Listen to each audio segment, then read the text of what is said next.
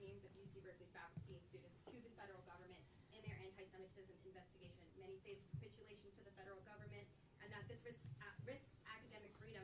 Do you believe that UC should have complied in sending those names to the federal government? Yeah, we requested from the Chancellor and the President and at the regental level a report that I'm looking forward to reviewing as it relates to to the reference that you just made. I was unaware of it myself until I read about it. And once I receive that information, that detail, I'll be able to make a judgment as to whether or not it was appropriate, whether or not it was consistent with past practices, or whether or not it should be adjusted in terms of policy moving forward. But in this moment, do you believe they should have complied with it? That's why I requested an independent review so that I can get an analysis, objective analysis to make that determination.